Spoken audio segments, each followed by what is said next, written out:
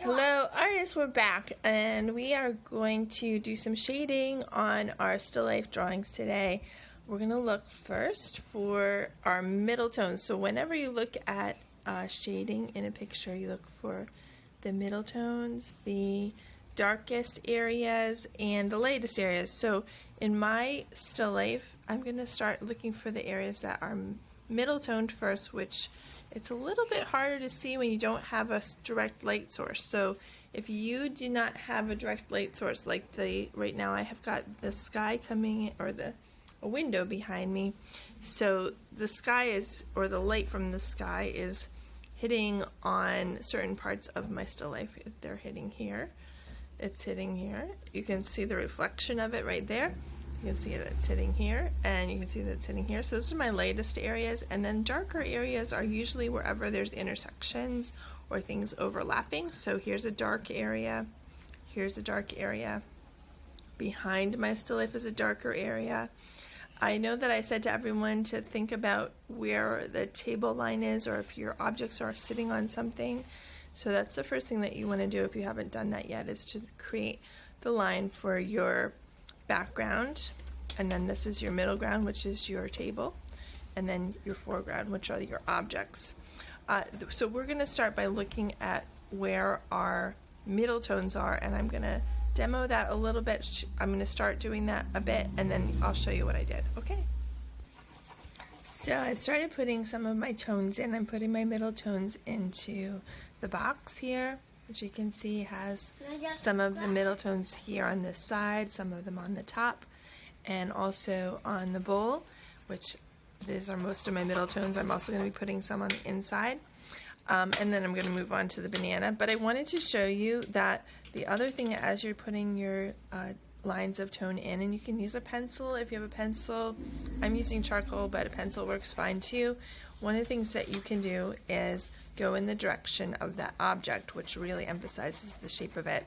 So you can see my bowl has kind of this round shape, and you want to make lines that are going to go in that sort of a shape. And then here's my box, which has lines that are going this direction because my box is sort of a rectangle, so I want to make sure that I follow those lines. I've started putting some more shading into my bowl, and you can see where along these edges, like I've talked about before, and there's more shadow. I'm starting to start putting some of a bit more darks and lights in there. I also see these reflections in my bowl, which are going to be very bright. I'm going to end up probably putting some white chalk back into those spots where those reflections are. So I'm leaving some of those light, even though I'm shading these generally. Also, the other thing that I'm doing is blending. So I'm taking my finger and just kind of swishing, smooshing the lines that I created. I'm going to keep going and I'll show you a little bit more, and then I would recommend that you go ahead and keep doing the same thing. So now I'm in a good place where I should start looking at the shading around my objects, because if you look at my banana, that is the lightest part of my still life. So I'm going to leave that for, probably put a little shading in here, but for the most part that's going to stay light. And you can see that the table and shapes around the banana are definitely darker. So I'm going to use some of my shading now to get into these spaces around the banana and around the box that are darker. So there's going to be some darks in here, there will be some darks back in here, there's going to be some darks here. It will all be shaded on the tabletop, and whatever surface your objects are on, you're going to want to think about the same thing. Is it lighter or darker on that surface? Because that is going to show you how those objects are intersecting on that space. So that's the next thing, is to start to shade. I'm going to do some of that and show you again.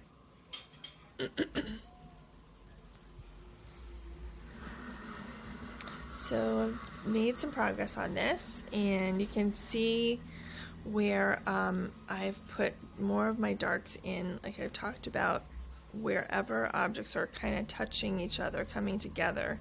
In here, there's a really good intersection right in here, underneath the box, where the table and the box are meeting. I'm probably going to need to put some more into this section here, around where this banana is hitting the table too.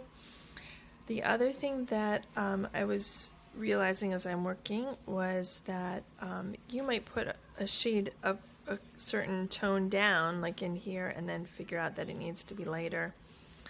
It's just like when you draw something and you need to change the line of it, because you're going to be making adjustments the entire time as you work on these. And the most recent thing that I've done is start to put some white chalk into my still life picture, so you can see wherever the lightest areas are in here, up on top of my bowl, where the reflections are in my bowl, and also on the surface of the banana. I've started to take white chalk and just kind of mark those spots in. You don't want to do that until you've got your darks in though. So once you've got your middle tones and your dark tones in, then you can start to put your lighter tones in. We'll work a little bit more. I'm going to start working also on my background here, which I'm going to edit a little bit. It's going to be slightly lighter than my tabletop, because my table is very dark right back here, but then my back wall is lighter. So I'm going to change that and we'll come back.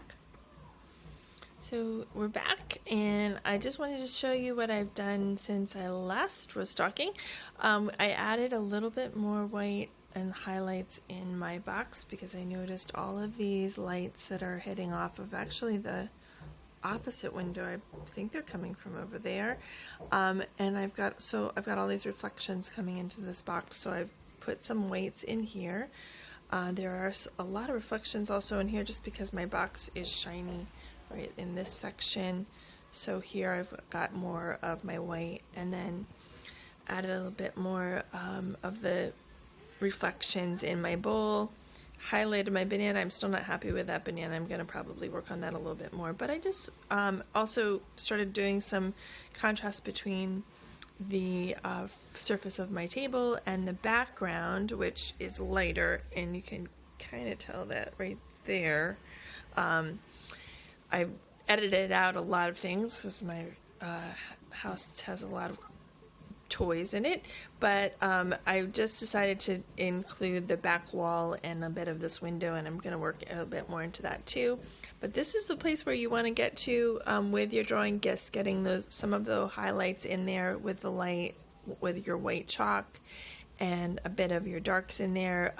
As I said before, pencil works well if you have a darker charcoal type of thing, which is what I used for my very, very dark areas. It does help to make more contrast in your picture. So if you're working more into your picture and you want it to really start to stand out between the light areas and the dark areas, using charcoal and using white chalk really helps. Okay, so I'm going to stop there. I would really love to see you develop your drawings more, and please send them to me because it's been really fun to see everyone's drawings and what they're working on. So if you're working on a still life and you do decide to go into it more with the lights and darks with shading, that would be really wonderful for me to see them too. So send them my way, and I hope you enjoy. Take care. Bye.